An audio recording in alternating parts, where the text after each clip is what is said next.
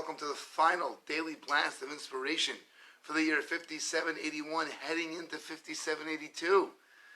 We have it, Rebecca wakes up. It's the day before she's going to leave to go see her father, to go see the king. She's so excited, but she's anxious.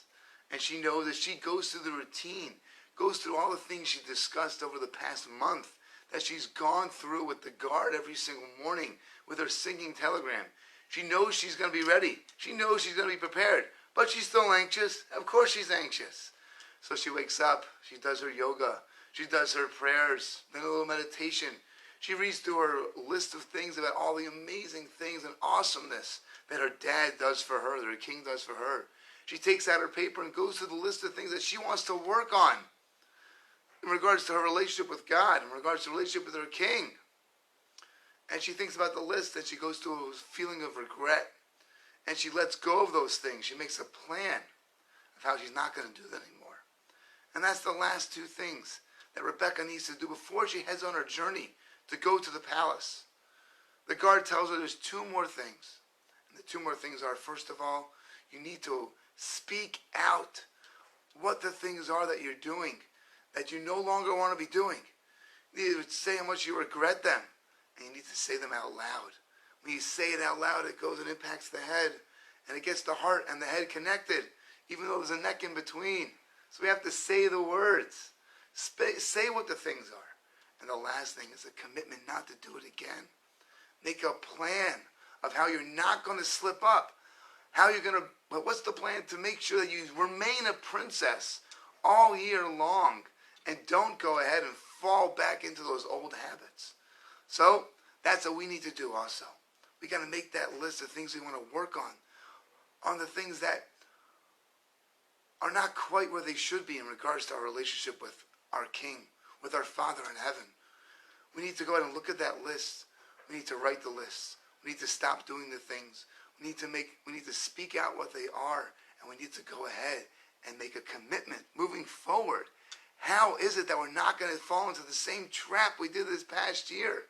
This is when we go to visit the king on Rosh Hashanah.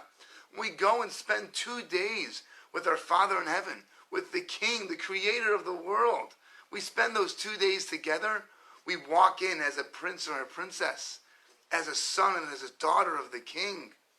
And this way, when we leave the palace, we're never really going to be leaving, because we're going to hold on to our behaviors. We're going to make sure that we are our pristine selves, and we're going to look fantastic in our wonderful royal garb, and we're going to behave all year long with the king, hanging out in the king's palace. We don't need to leave the king's palace. We can come right back to the palace and stay there all year long. And that's what we're going to do on Rosh Hashanah. So we should make sure, I would wish everybody a safe journey on the palace trip. Get in that car, get in your seats, put on your seatbelt, get on that wagon and go to spend the tremendous, beautiful 2 days in the king's palace on Rosh Hashanah. We can walk with royalty. We're dressed with royalty. We talk and we think with royalty, because we are princes and princesses. We are fantastic, amazing people that when we walk around the world, people will look at us and say, wow, look at that prince, look at that princess. They're the part of the royal family. So let this be the last shofar blast to send us onto our journey. And let's have an amazing Rosh Hashanah, a happy and healthy, sweet new year to everybody.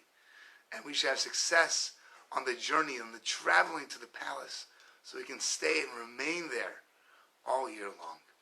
Have a wonderful, happy, healthy, sweet new year, filled with sweetness that we can taste, that's dripping forth with sweetness.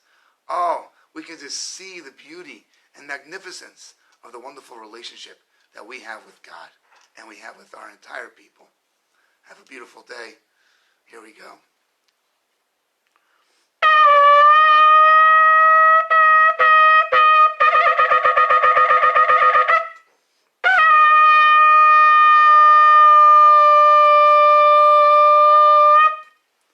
Shana Tova, Umetukah, happy, healthy, sweet new year.